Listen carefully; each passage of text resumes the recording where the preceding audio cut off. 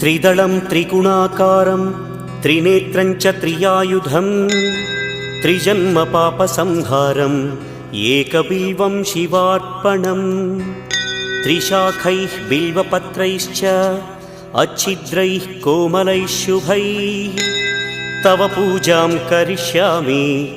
एकबिल्वं शिवार्पणम् कोटिकन्या महादानं तिलपर्वतकोटयः काञ्चनं शैलदानेन एकबिल्वं शिवार्पणम् काशीक्षेत्रनिवासं च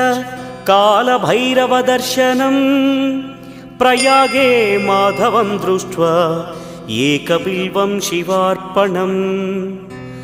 इन्दुवारे व्रतं स्थित्वा निराहारो महेश्वर नक्तं हौष्यामि देवेश एकबिल्वम्